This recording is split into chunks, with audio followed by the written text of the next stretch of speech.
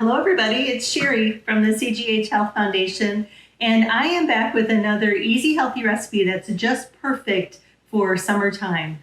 When I was a kid, my grandma used to make me popsicles, and she would make them with Kool-Aid. So the old metal aluminum tumblers you used to get for free at the gas station, she would fill that full of Kool-Aid and put a spoon in it and freeze it, and that popsicle would last me all day long and sometimes 2 days. It's a wonder I have any teeth left at all. But one of my favorite frozen treats is Fudgsicles, and I used to eat them because they're relatively low in calories. But if you look at the ingredients in Fudgsicles, you would really be surprised at what's in there.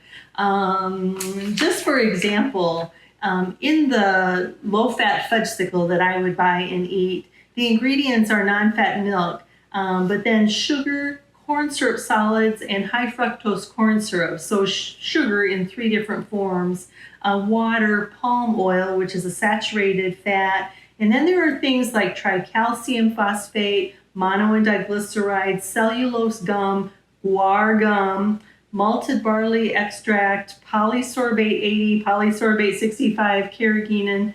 And then there's the no sugar ones, which are pretty much the same ingredients, but with artificial sweeteners in place of the sugar.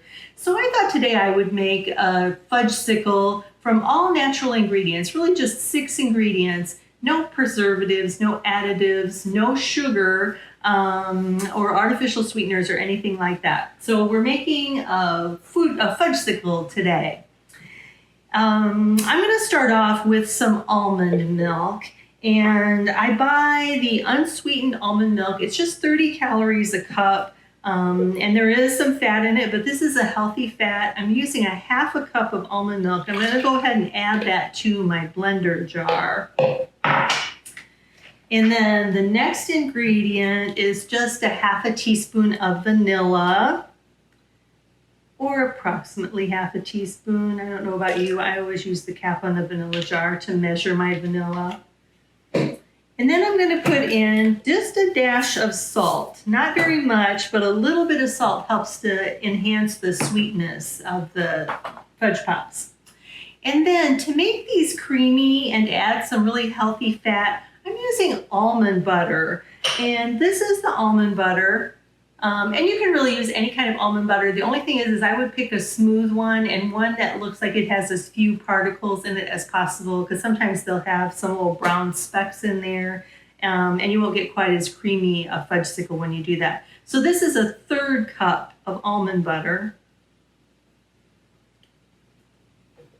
that I'm going to drop in there.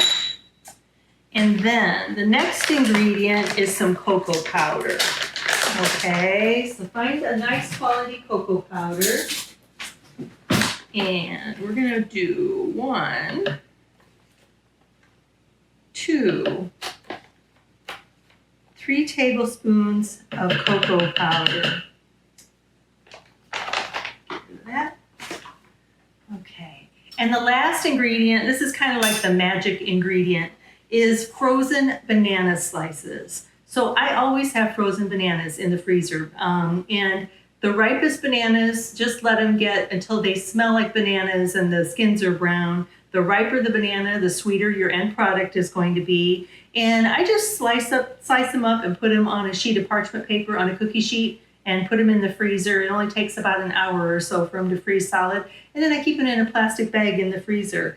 But frozen bananas, when you blend them, make this wonderful creamy texture in your frozen concoctions. And so the bananas are going to be great for these Fudgsicles. Okay. And put the lid on my blender jar. And put it upside down here. And we're going to let it go for about a minute. So we'll play you some music or something while that's happening.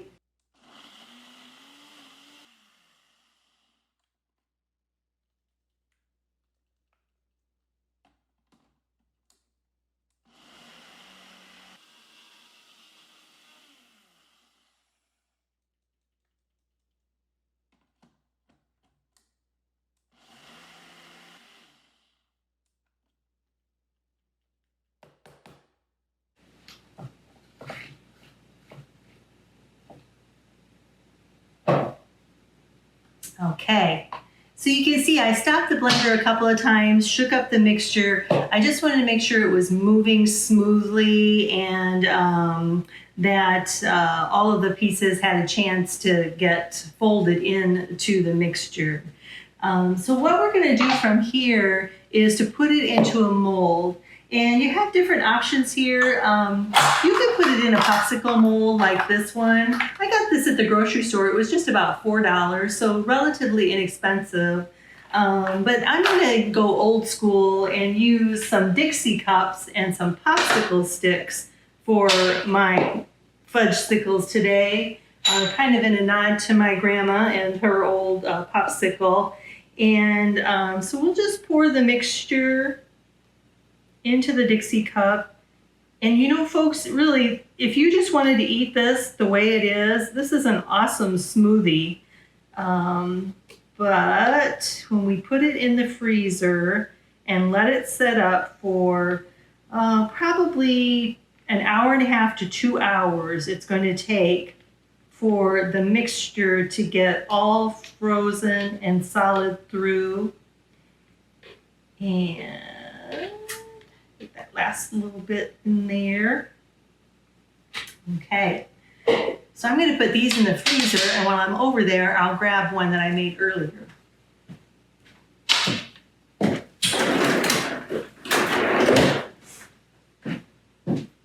So here you go. Here is my fudgesicle in a Dixie cup.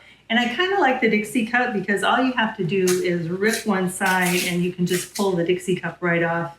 I know some people say they have a hard time getting popsicles, etc., out of those plastic molds, but this one is pretty slick, comes right out of there. Let's give it a taste and see how it is.